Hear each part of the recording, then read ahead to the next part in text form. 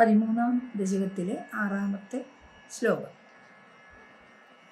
തതശൂലം കാലപ്രതിമരുഷി ദൈത്യേ വിസൃജതി ത്വയിച്ഛിന്തത്യേനത് കരകലിതചക്രപ്രഹരണാത് സമാരുഷ്ടോ മുഷ്ട്യാ സകലു വിദുദം സ്ത്വാം സമതനോത് ഗളന്മായേ മായാസ്ത്വയി കില ജഗൻ മോഹനഗരീ.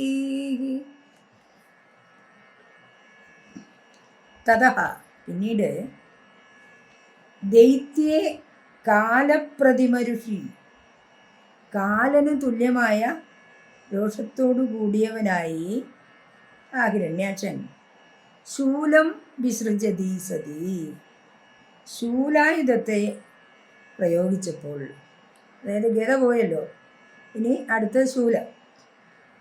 തൊയ് നിന്ദ്രവടി ഏനത് ഈ ശൂലത്തെ കര കലിത ചക്രപ്രഹരണാത്.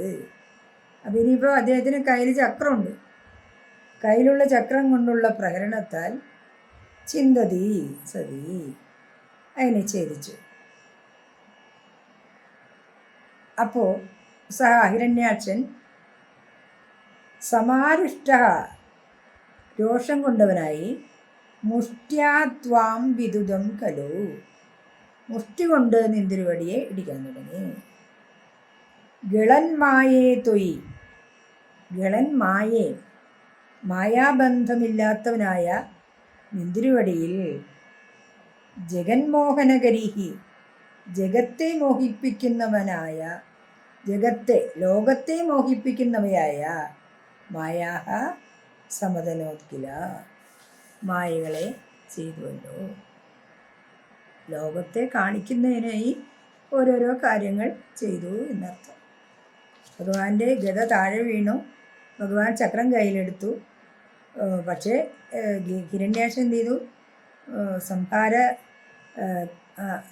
സംഹാരകമായ കോപം കൊണ്ടവനായിട്ട് ശൂലം ഭഗവാന്റെ നേർക്കയച്ചു. ഭഗവാൻ ചക്രം കൊണ്ട് ആ ശൂലത്തെ ഭേദിച്ചു. അതുകണ്ട് കോപിച്ച അവൻ മുഷ്ടി കൊണ്ട് ഭഗവാനെ പീഡിപ്പിച്ചു. അങ്ങനെ ഓരോരോ യുദ്ധമുറകൾ അവിടെ അവതരിപ്പിച്ചു. ഭഗവാനാണെങ്കിൽ ഇതെല്ലാം ഒരു ജനങ്ങൾക്ക് കാണാൻ വേണ്ടി ചെയ്തതുപോലെ, ലോകത്തിന് കാണാൻ വേണ്ടി ചെയ്തതുപോലെയാണ് ഇതെല്ലാം അവിടെ സംഭവിച്ചത്. തത് ശൂലം കാലപ്രതിമരുഷി ദൈത്യേ വിസൃജതി ത്വയി ചിന്തത്യേനത് കരകലിതചക്രപ്രഹരണാത് സമാരുഷ്ടോ മുഷ്ട്യാ സഖലു വിദുദം സ്ത്വാം സമതനോത് ഗളന്മായേ മായാസ്ത്വയി കില ജഗന്മോഹനകരീ.